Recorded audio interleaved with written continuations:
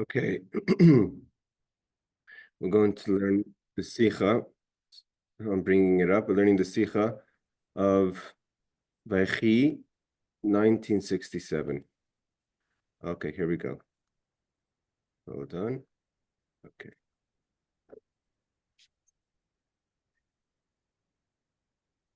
So it says like this: Poschim b'dvar malchus. And we're going to start with the word of the king. Dvar malchus HaKadosh Baruch Hu, i.e. HaKadosh Baruch Hu Hashem. Malchus shel olam, the king of the world. And what is the word of the king? Is the Torah. Because Torah was given in this space, in time and space, is Harimuvin is understood. If one wants to start talking about the Torah, one should start with the Parsha of the week.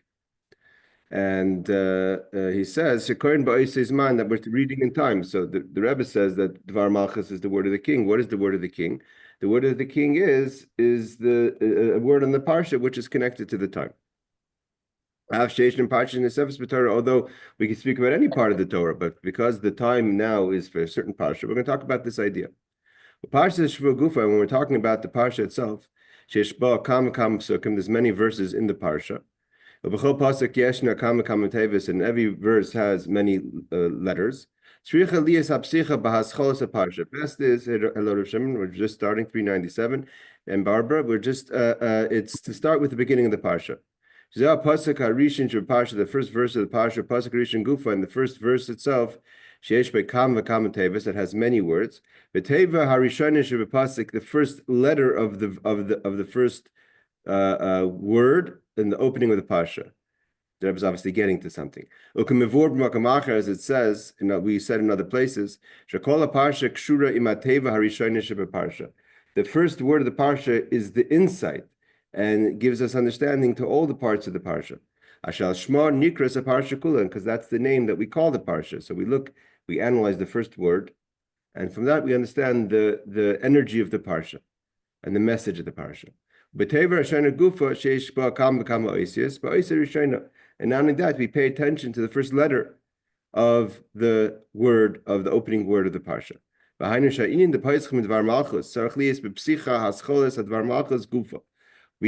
it mean to start with the word of the king? Start how the king started. And the king started, meaning to say, how did Hashem start this Parsha? Obviously, we're talking about Vayechi, we're talking about the Vav. Because obviously, the Rebbe is analyzing what's the difference between Vayechi and he lived. It should say Yechi Yakov.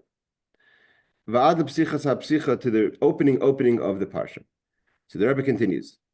Kivan hey Ariel, Kivan shetor shebiksav v'tor shebal peh boim b'chad machta v'kemavur begaras hakodesh. They come from one place, the written in oral Torah, as is brought down in the Geras HaKodesh of the Alter Rebbe Shiratzin Elin Baruch Hu, that the desire of Hashem, the want of Hashem, Hamluvish b'taryag mitzvahs sheb'Torah shebiksav, that is enclosed in the 613 mitzvahs that are in the Torah Shebeksav, in the written Torah. They're only revealed. How do you do a mitzvah? Who teaches us how to do the mitzvah is the oral Torah. As we see clearly,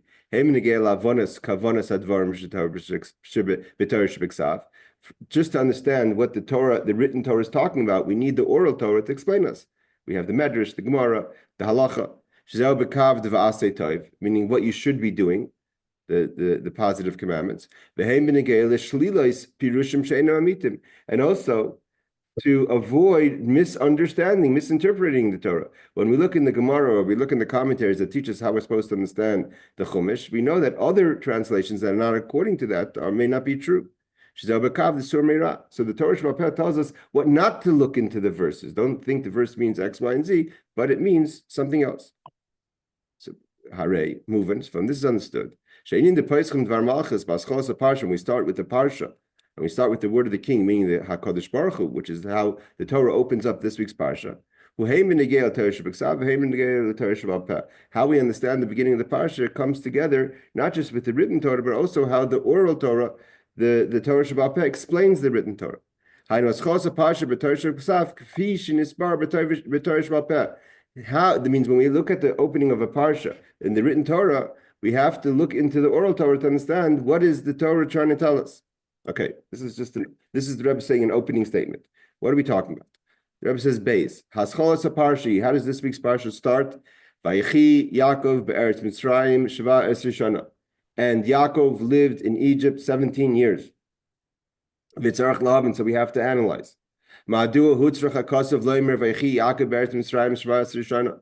Why is the Torah telling us this, that Yaakov lived in Egypt 17 years? We already have a verse before that tells us, when Yaakov comes down to Mitzrayim, Omar, he says, Lepari, when Pari asks him, how old are you? When Pari asks Yaakov, how many years, how old are you? And he says, he said, he responded to Pari, I'm 130 years old. If that's the case, when the Torah continues to tell us how old Yaakov is when he dies, and he's 147 years old, anyone who knows a little bit of math knows that he was 17 years in Egypt. When the Torah tells us, when the Torah tells us that Yaakov was 7 years and 40 years and 100 years, i.e. 147 years old, so we know that he's 17 years in Egypt. As I move in, so then we know we don't need the Torah to tell us the math. Every word in Torah is calculated. Why does the Torah have to tell us that he's 17 years in Egypt? So then we look into the oral Torah. We know the story of the Alter Rebbe, V'nechtoi, and his grandson Hatzamach Tzedek, the Tzemach Tzedek. Kefish Shekfar Nitfas, the story has been printed already. Shekasher Tzemach Tzedek Lamid Bialdusa Yesakosif. When the Tzemach Tzedek was a young boy, he's a grandson of he's later to become the third Rebbe Chabad, and he's the grandson of the Alter Rebbe, the first Rebbe Chabad. So when he was learning as a youth, the verse, Vayechi Yaakov be'eretz Mitzrayim sheva asrei shana. So when the Torah says that Yaakov lived in Egypt 17 years, Tirgim Lai Mairai, his teacher translated, Alpi Balaturim, based on the commentary, the Balaturim, which is the Torah, which is on the Torah. One of the commentaries also with a mystical twist. She Yaakov Avinu Chai es Yud Zayin Mifchar Shnoisav be'eretz Mitzrayim. The Balaturim tells us that the best years, the best years, the chosen years of his life, he lived in Egypt. So Kivan, that's what the teacher tells the Tzemach Tzedek as a boy. So he says,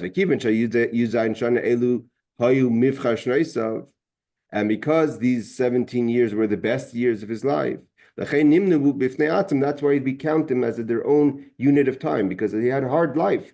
So when he has good years, the Torah puts together, these are the 17 good years of Yaakov's life. And he was able to elevate and affect the others' years. When you have good years, it kind of gives meaning to the difficult years. So what happened? So the Tzemach Tzedek learned that the Baal Turim explained that why do we count 17 years? Because these were the best 17 years of his life. So the Torah tells us that these are Yaakov's best years. Yosef is there, etc. So the story continues. Tzemach Tzedek was an orphan. His mother passed away when he was a child. So when he comes home to his grandfather, Shaul is Zikni Adam Razak, and he asked his grandfather, the Alter Rebbe, how's it possible? Yaakov Avinu, the great Yaakov, our father, Bachir Ha'avis, the chosen of the fathers, that where are his best years? Yud Zayin Shana, Shigar Be'eretz Mitzrayim Erves Aretz. His best years are in Egypt. And Egypt is known as the lowest place of the world. I'm not talking about low in space.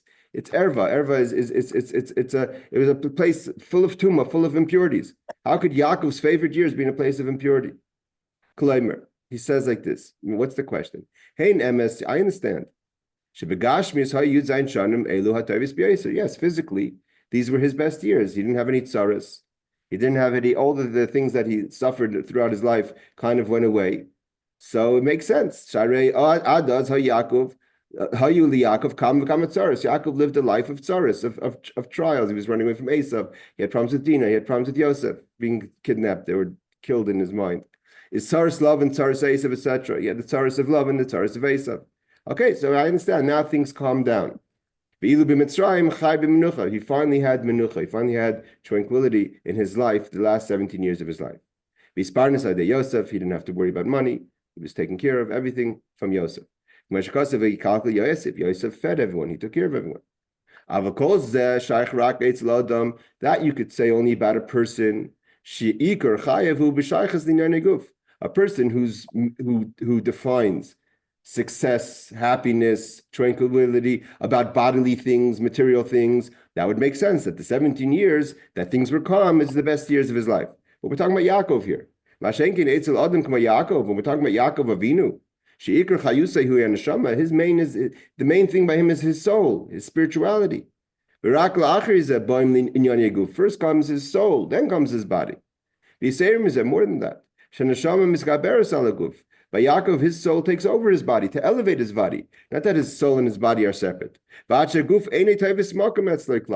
bodily needs on its own has no place. The neshama is what dictates what's a life of Yaakov, what's a chayis of Yaakov, a vitality of Yaakov.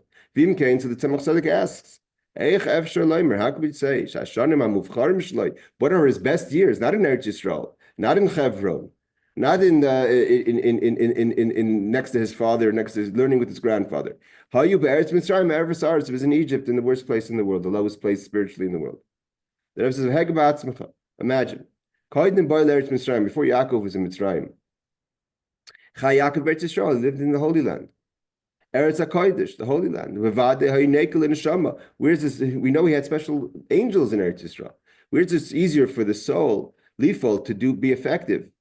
Kol Inyan Kedushin, holy things, Shalah, that it has to engage in. Eretz Yisrael, Yesem Eretz Mitzrayim. Surely his soul had a more spiritual effect and an ability to perform than in Eretz Mitzrayim, in Eretz Yisrael. Look, Avram went to Egypt. He left right away. He couldn't stay there long. It was a low place. And we know that when Yaakov lived in Eretz Yisrael,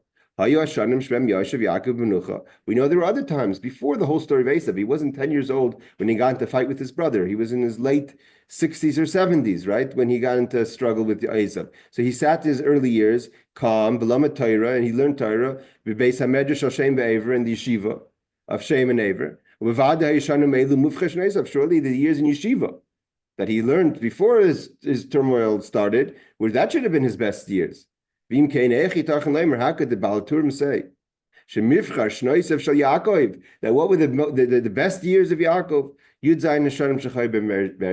17 years he lived in Egypt. So the Rebbe continues. So that's the question that the Tzemach Tzedek, a young boy later to become a Rebbe, asks his grandfather, Alter Rebbe. What does the Alter Rebbe answer him? And so here the Alter Rebbe responds to him. It says like this, that in last week's parsha we learned that before Yaakov went down to Mitzrayim, it says, Ves Yehuda shalach lefanav. He sends Yehuda ahead of him, El Yosef to Yosef, Lahiris lefanav Goshna, to set up Goshen. Goshen is the area that they lived in Mitzrayim. So the Medrash says, and Muva Barashi, and Rashi quotes this Medrash, meaning to say that this is, if Rashi quotes it, it's Pshuti Shemikra, it's the simple understanding of the verse. The Haskanle based Talmud. Why would he send Yehuda ahead? Anything else Yosef took care of. But he wanted Yehuda to set up a yeshiva, based Talmud, a place of study. Shetiyah Sham Torah, that there should be a place of Torah for the tribes and their children to sit and learn Torah. V'sheyiyu hashvatim hugim b'Torah. There should be a yeshiva all set up, ready with the sforim, the benches and the tables and the space, so that the shvatim, the tribes and their children can come sit and learn Torah. Lahiris lefan of Goshna. What does it mean, lahiris lefan of Goshen, to set up ahead of him in Goshen? Shekshaloim Torah. Because when we study Torah, azay miskarvim HaKadosh Baruch Hu, the word Goshna is from the word Hagasha, to get closer. How do we get closer? Through studying Torah. And then you become alive. Means that what the Alter Rebbe answered him was that because there was a yeshiva and there was a place to learn in Mitzrayim, so now that's a Vayechi, there's something to live for. Let's see what the Rebbe is going to continue to analyze this story. This is the Rebbe said, my opening statement that includes in it the oral Torah, the written Torah, the verse Vayechi Yakov, and the explanation of the Baal Turim and the story of the Alter Rebbe. And now the Rebbe continues. What is the lesson for us? Like everything in Torah, the Torah doesn't just tell us a story. Yaakov's best years were in Egypt because he opened up a yeshiva. It's something that happened in the past. That has nothing to do with the present. This has to be a lesson to us in all times, in all places. Specifically, it's not just a happening that happened with anyone. It's a happening that happened to our fathers. We know we only have 3 fathers. When it comes to the fathers themselves, Yaakov is the chosen of all the fathers. So if something happens to him, something that happens, a maisa is happening to our fathers, is a sign to our children how we have to live our life. Hayra, it's a lesson, v'slilas derech, and paving of the path. B'negel and hagas kol echem Yisrael, how every Jew has to deal in their situations. And especially based on the teaching of the Alter Rebbe. It's not just a story that happened in the Torah at some point. We're reading about it now that has to be a lesson for now. Zman, this is the time that we're living in it. The Hainu in Parsha Shavu, we have to live with the Parsha. So this is a lesson for us now on Asara B'Tevis, 5,785. V'kivan shekain, if that's the case, we must take a lesson for our own lives for how the Torah portion starts this week. And what is the lesson we have to take? The Rebbe says, it's not enough. That a Jew studies Torah, and elevates themselves in their own life in God-fearing. When you're in a calm place, right? Before yeshiva, when you're in yeshiva, you could learn. So there to study Torah and to have Yireh Shamayim, fear of God, that's not enough. That a soul should come down. We've learned this idea many times. For a soul to come down to this world, to go into a body so the body could sit in a yeshiva and eat food from the yeshiva and have a bed taking care of them from the yeshiva and study Torah, that's not why a person was born. For that,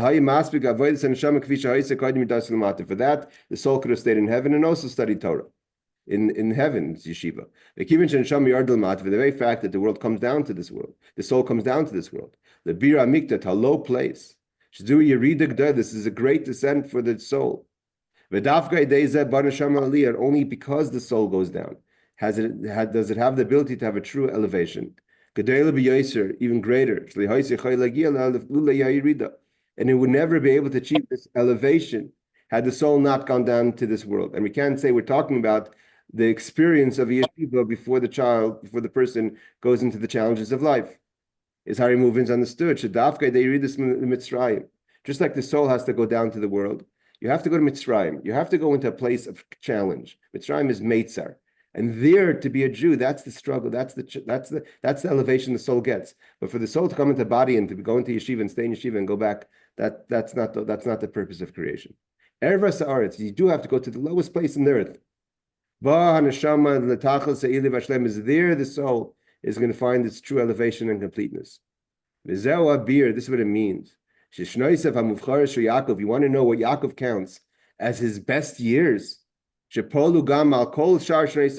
doesn't just, it's not just a conclusion of his life, but an elevation of his whole life, meaning to say it elevates all his other years. Specifically is in Egypt. Not that it happened to be in Egypt, he had his best years. It's because it's in Egypt. Only there does the soul have the ability to have its elevation. In Egypt, and nevertheless to open up a yeshiva and to study and to stay with Yosef and from, that's the elevation that the soul that Yakov has. And this happens. That we know. Although we may be in Egypt, Erva could be the lowest place of the world. And again, lowest spiritually. Initially, the first thing we do is set up in this place a yeshiva. The yeshiva doesn't have to be specifically yeshiva, but a place of Jewish structure. Shemisham Teitzai, that there's going to be guidance of how a Jew is supposed to be. Not just to study, but a way to actually guide us in our studies. Torah is not just about study. It's also an idea of teaching us how to live actually. Because the main idea of study is to bring us that we should behave in a certain way. That means notwithstanding.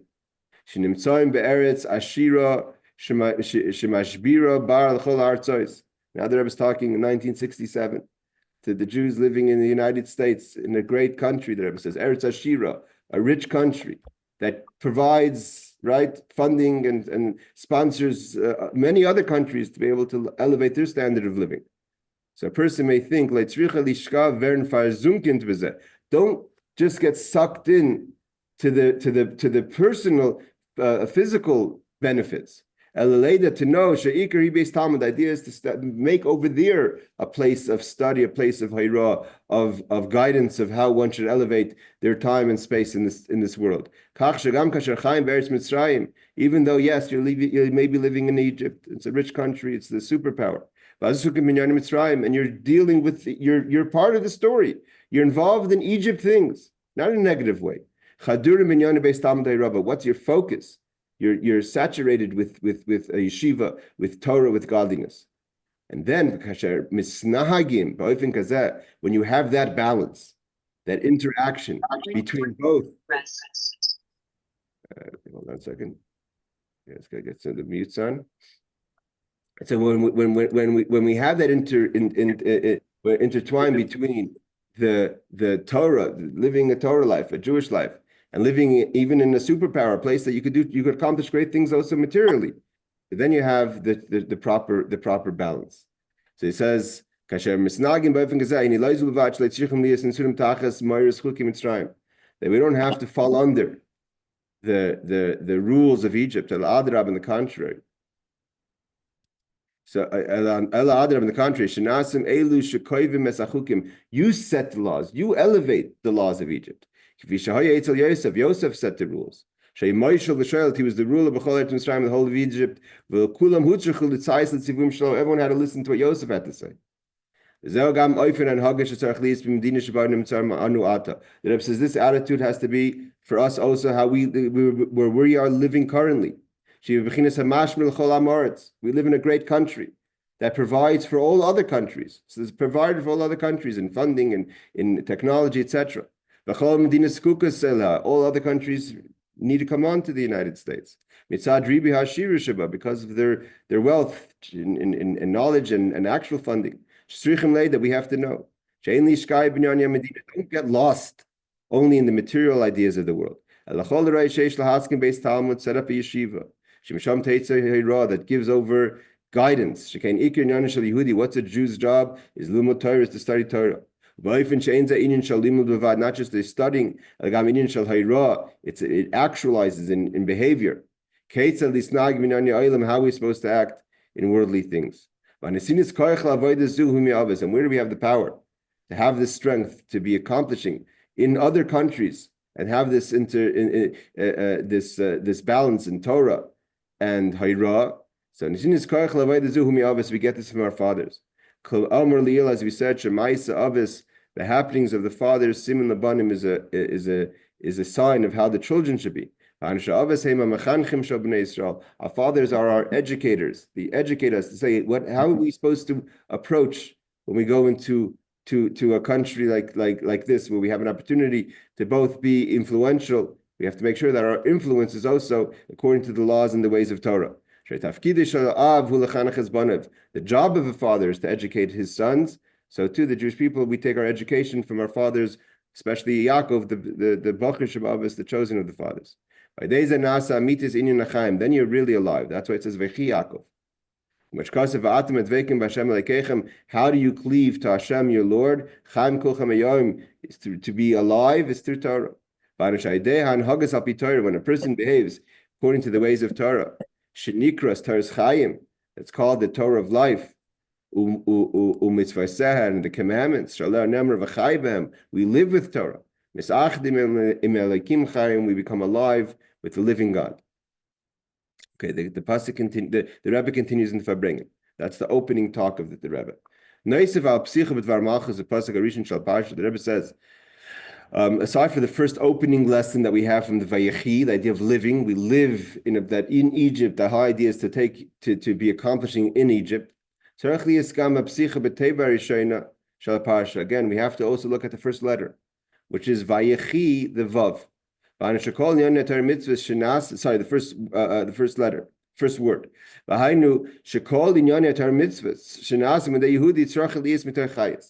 idea is not just to take a lesson that you have to live in Egypt, but you have to be alive. Every time you do something, anything you do has to be with chayis. Don't be mechanical in anything that you do. The Rebbe says, what's the idea? A Jew may claim, what's the difference if I'm alive or not? The main thing is that I'm doing it. Hamaisa, the action is what counts. You want to know how I act, my behavior, in actual actions. I perform the mitzvahs. Look what I do. I wake up in the morning, I go to shul, I keep kosher, I light Shabbos candles, I put on film. I could check, I have a checklist. I'm doing what I should do. Why is it so important that I have to be alive when I do the Torah mitzvahs? I'm doing it with energy, with chayis, with vitality. What do you care if I put my vitality in other things? I'll do everything you want me to do, but but what really excites me is other things. I'm not excited about Torah mitzvahs. This is like football, right? I like football. That excites me. Yes, football was exciting in 1967 already. I like to read the newspapers. I feel in Yanim Sichlim Yaiser. I like to study other things. I take my vitality in my life when I study another study. Okay, I'll study Torah. Tell me how long I have to study Torah. I'll study Torah. Tell me what mitzvah to do. I'll do the mitzvah. When it comes to our mitzvahs, I'll do it. I'll do everything you want me to do. But where my life is, where I take chayas, that's another thing. So loy chayas, but not you can't have life in everything. So and not necessarily does the person put their vitality in the Torah mitzvahs. And the person may continue to say,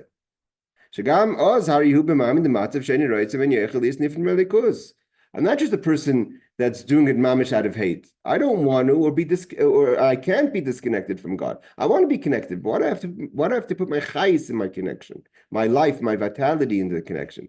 Like the Alter Rebbe says, and we have it in the Yom Yom. It's actually the Yom Yom of my birthday. Like the Rambam says, what is the real internal want of every Jew? Is the kind of to do what Hashem wants. Okay, so I want to do what Hashem wants, but why do I have to put my chayis in that, my vitality in that? This is the parsha tells us. How does the parsha start? Yakov was alive. You must be alive with Torah mitzvahs. In Yiddish, it's called a koch. Koch means to cook with a bubble. Things are cooking within you about godliness. It's not enough to do mitzvahs as an expression. Mitzvahs anashim l'mada means people just get accustomed to it, right? I've been waking up early in the morning for the past 30 years. I daven 3 times. I belong to the Jewish community because that's how I was raised. So a person becomes mechanical, and even if you've made changes later in your life, but eventually that becomes a second nature. You have no energy for that. Aside for the fact that you're not going to have energy and chayis, vitality in your performance of the mitzvahs, because of that, you're not going to perform the mitzvah properly. Could be you'll do it the opposite, right? You're trying to cut corners. Why? Because it doesn't excite you to do the mitzvah in the first place. A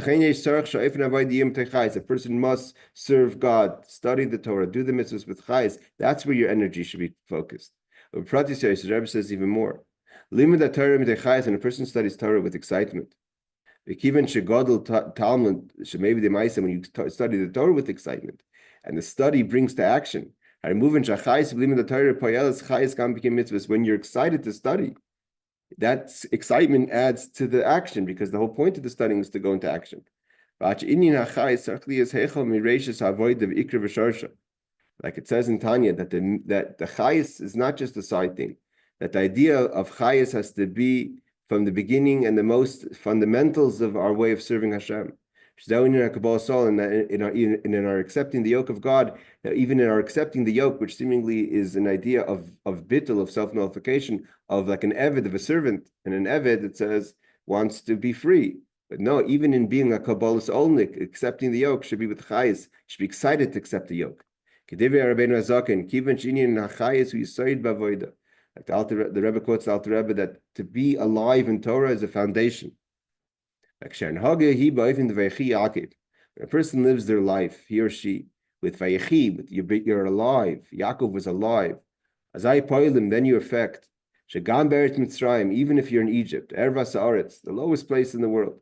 Yeshne mifchash shnois chayav. What are your best years? Like the Balaturim says, Gefiya Balaturim, it says Yakov lived 17 years. The number value of 7 is the same number value as Tov. Tov, right? Tesvav Beis is the number value of 17.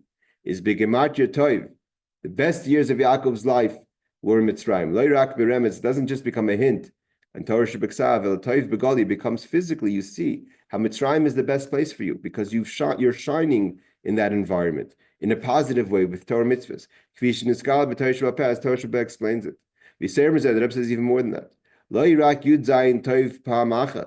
Not only is it one time good, it's double good.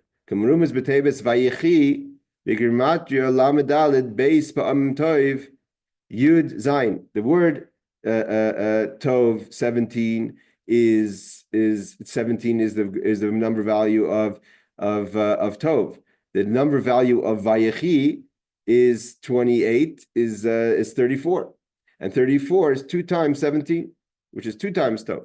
That we know Tuesday. What's great about Tuesday? It has 2 times Kitov. Tov l'shamayim, tov l'bris. It's going to be good for you in heaven, good for you in earth. Meaning good for you in heaven things and good for you in earth things. This is a famous teaching of the Rebbe. That when we say Tuesday is 2 times Kitov, doesn't mean that things are good in my material life and things are good in my spiritual life. It's double Tov together, that your spiritual and your material all become one. So it's not such a way, that things are good for me in my brias, in my worldly things. It's different, what's good for me in my heavenly things. Which is separate. It becomes one.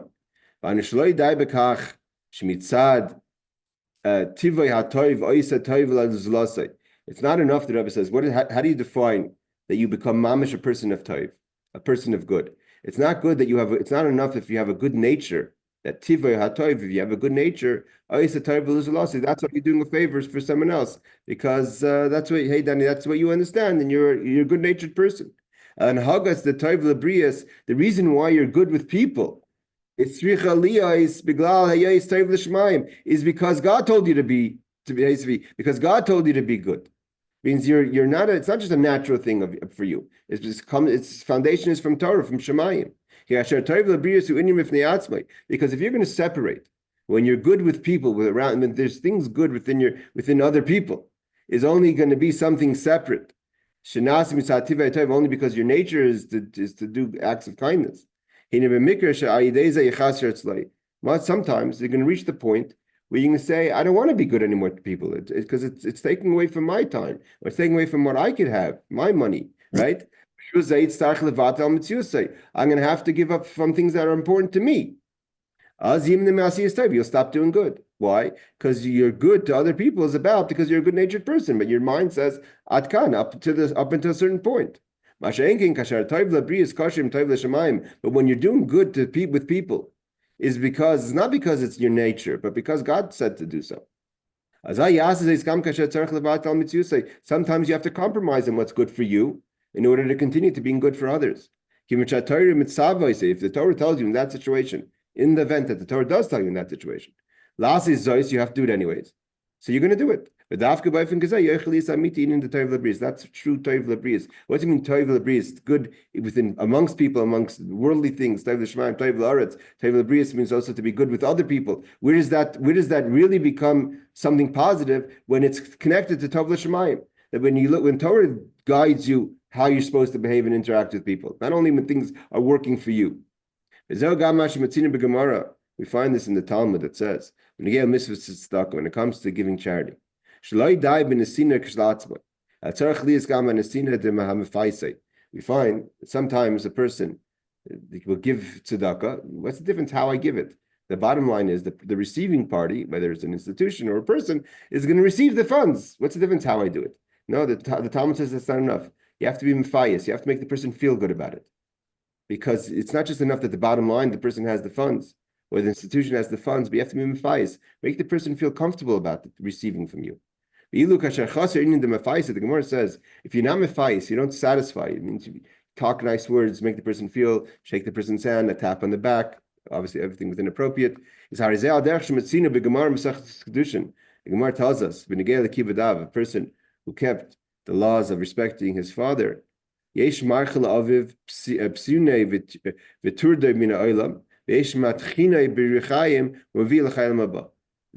Gemara tells us in addition, there's a person that could feed their father the best foods, and you're gonna have the worst place in hell, so to say. And there's a person who could feed very minimal amount of food to his father or her father, and have the world to come. Why? Because how you make your father feel. If you're gonna serve your father steak and slam it on the table and be aggressive and not be kind, so then you lose everything. But if you have little to give, but you do it in a kind, loving way, it's not about so much what's being given, but how it's being given. Where does the person have the ability to behave properly? Even when you're giving is when you understand the Tov L'Shamayim, when things are good in heaven, means you understand this is what Hashem wants you to do. And like everything in Torah has to be with simcha and joy. You don't give it in a begrudging way. You give it with simcha, and then the person feels like a mensch, like a person received it. You don't make the person feel bad about it. And the person behaves in such a way. Then you become a person that's going to be worthy of success in all things. To have absolute goodness, begashmi, is that God should provide you with everything you need in a material way, because your material is spiritual. That you continue to add and continue to give light. Let's go a little further. We may have to in the middle of this next one. So there now we went into Vayechi Yakov. Yakov lived 17 years in Mitzrayim. We explained that why is it 17 years? Why is it Tov? Why were his best years in Mitzrayim, like the Baal Turim says? Because even in Mitzrayim, the whole point is that even in Mitzrayim to be a Jew. And the second thing is you have to be alive. Do everything with chayas. Do chayas when you interact with people. Do chayas when you serve Hashem. It has to be, you're excited about it. And that comes from the ability to Vayechi 2 times 17 is 34, is the idea of Tov L'Brias, Tov L'Shamayim, to be able to, when you're acting good with people, interacting with the world, comes from a foundation of Torah. Now, what's the Vav? So the Rebbe continues, we just analyzed the first word, the opening of the opening, the first letter. Shalateva from the first word, Shalshmar Nikra called Parsha, that the Parsha is not called Yechi, the Parsha is called Vayechi. And what's the Vayechi? And every time there's a Vav, the Vav is the Torah, in the Talmud, there's a machlokas in the Reb Shimon and Reb Yehud, there's all arguments, do we darshan the Vav? Do we use the Vav as an insight? So the Gemara, so the Rebbe says, Ois Vav, Moir al Inyan HaSafa. The idea, like it says, Vayitain, Vayechi, is an addition, and you should live. It's not actually you lived, but you should live this. There's an addition to the life. As it says, Vav mois val inyan harishay. When there's a Vav in the beginning of a word, it's an addition to what we were talking about before. So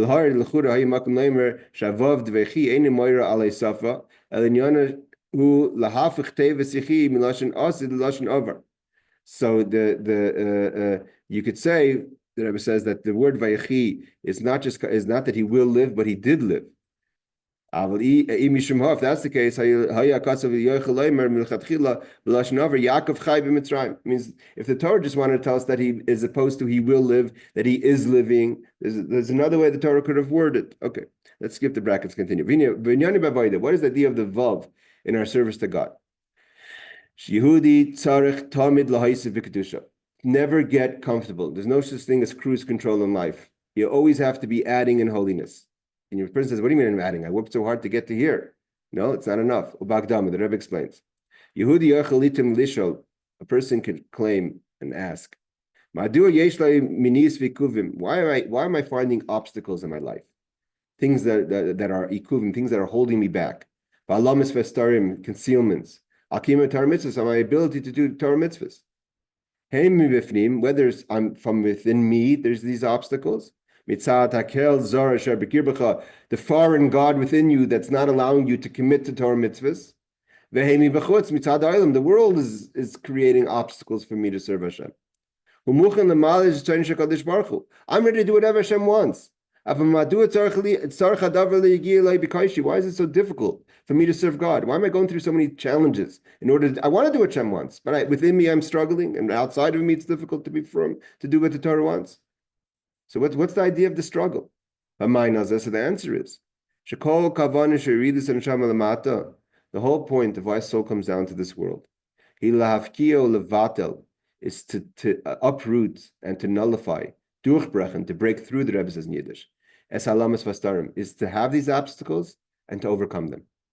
And to refine your body and the animal soul, in your space of influence in this world.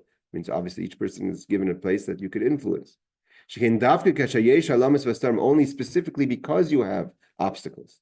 And through working on yourself, you overcome these obstacles. You transform the obstacles. Not only you push them aside, you transform them. That adds to holiness. This is the addition of the Vav, Vayechi. You're not just alive, you are continuing to be alive, adding, and that's the power. The Vav is the turbo, the energy that allows for you to overcome obstacles as they come, to use the challenges as an opportunity to transform more and more. Our whole point of us being in this world is to add in holiness. The point of why a soul is here in this world. Not to survive. What does it mean, that you should come down and your soul shouldn't get damaged? Right? God gives you a soul. It's like a glass cup. Don't drop it. That's not the purpose of why we came down to this world, not to break the glass. And to